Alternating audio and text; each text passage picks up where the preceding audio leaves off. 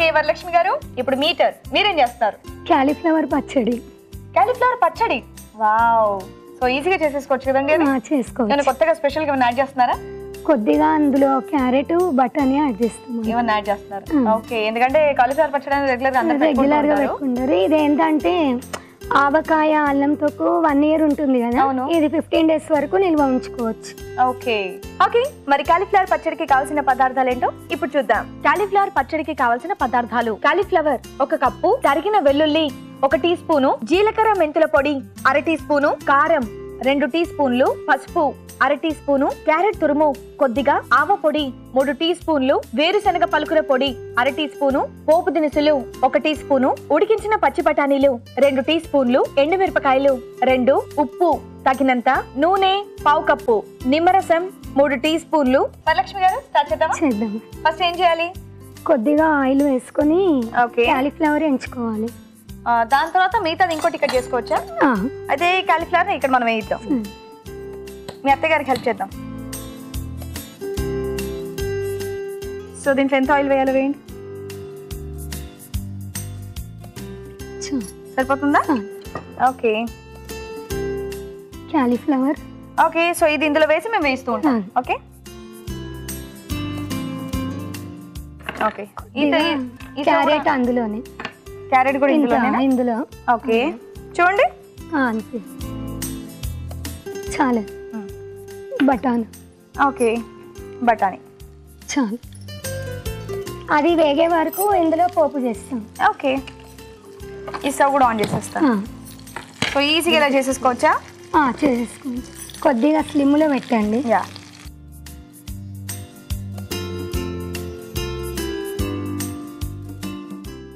First ఎండుమిర్చి వేయాలి. ఎండుమిరపకాయలు అలాగేనా, మిర్చి వేరా? అలాగే వేసేయాలి. ఓకే,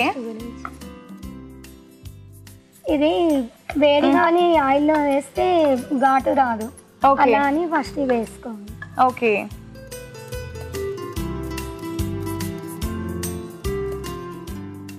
ఇవి వేయించి పక్కన ఉంచుకోవాలా? వేయించి పక్కన ఉంచుకోవాలి. ఓకే, సో హ్యాపీ ఇక్కడ ఇది అవుతూ ఉంటుంది, ఇక్కడ ఇది కూడా చేసుకోవచ్చు అనమాట. అది చాలా వేగే అవసరం లేదు, కొద్దిగా వేగితే సరిపోతుంది. వగరు ఉంటుంది కదా, అది వెళ్ళిపోతుంది. అట్లా వగరు అనేది పోయేంత వరకు వేయించుకుంటే సరిపోతుంది. ఓకే, సో 15 రోజుల వరకు మీ పచ్చడి నిల్వ ఉంటుంది. ఓకే, ఇలా కనుక చేసుకునేటట్టయితే. ఓకే, ఇప్పుడు పోపు దినుసులే. ఓకే,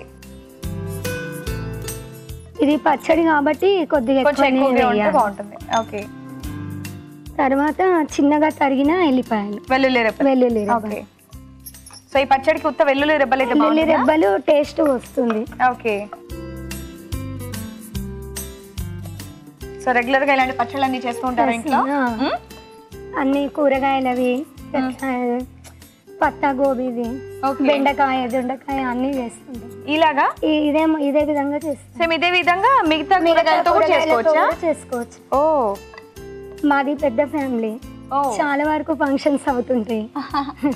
సో ఇంకా అందరు మీ వాళ్ళే అందరు కలిసి వండుతారా? వేరే వాళ్ళకి మేమే చేసుకుంటాం.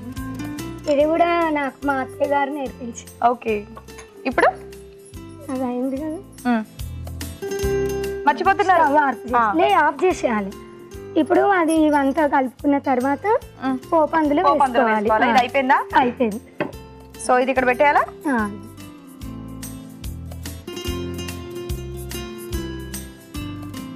ఇదిగోండి. ఇది అవసరం లేదు, అయింది. బౌల్ ఇచ్చేయండి నాకు. ఇది కూడా అయిపోయిందా? ఇది కూడా అయింది. స్టవ్ ఆఫ్ చేసాను. ఆఫ్ చేసి ఓకే, బౌల్ ఇచ్చి. సో ఇది 2 అయిపోయాయి. సో మరి ఎక్కువగా వేయకుండా కొద్దిగా టేస్ట్ వస్తుంది, ఎక్కువ కాలం నిల్వ ఉంటుంది. ఓకే,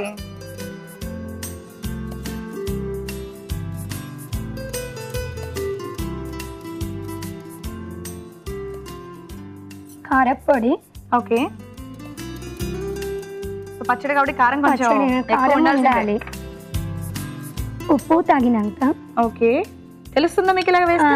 తెలుస్తుంది, చాలా వరకు చేస్తుంటాం కదా. ఓకే, అందాజు తెలిసిపోతుంది.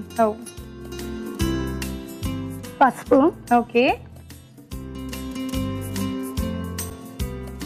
ఆ గోబీది మంచి వాసన వస్తుంది. జీలకర్ర మెంతుల పొడి. జీలకర్ర మెంతులు వేయించి పొడిగొట్టాను. ఓకే. ఇది తర్వాత ఆవపిండి. ఆవపిండి. ఓ, పచ్చి ఆవాలు పొడి చేసి పెట్టుకోవాలి. ఓకే. చేదు ఎక్కువ అవుతుందేమో. ఈ ఆవపిండితోనే టేస్ట్ వస్తుంది. ఆవపిండితోనే టేస్ట్ బాగుంటుంది అంటారా? ఓకే. కొద్దిగా పల్లీలు ఎంచి కొంచెము ఎక్కువ పౌడర్ కాకుండా లైట్ గా కచ్చపచ్చగా గ్రైండ్ చేసుకోవాలి. వేరుశనగ పనుకొని వేయించి కచ్చపచ్చగా గ్రైండ్ చేసుకోవాలి.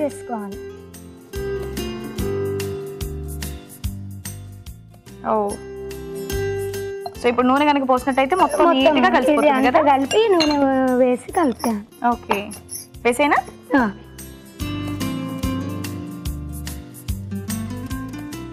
చేయండి.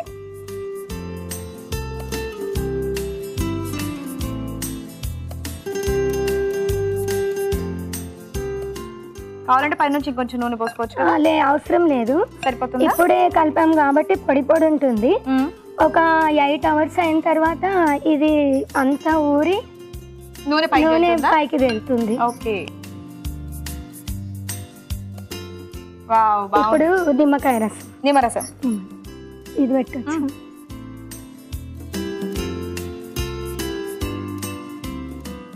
సరిపోతుందా? సరిపోతుంది. సో ఇలా బఠానీ ఇంకా క్యారెట్ ఆవుపొడి స్పెషల్.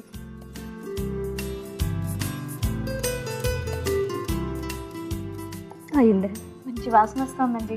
వావ్, ఈ టైంలో కనుక వేడి వేడి అన్నం కొద్దిగా నెయ్యి పచ్చడి వేసుకుని తింటే ఎలా ఉంటుంది? అన్నంలో చాలా బాగుంటుంది. సూపర్ ఉంటుంది. రెడీ? రెడీ. ఓకే, ఇలా తీసేద్దామా ఇంకా? అందులో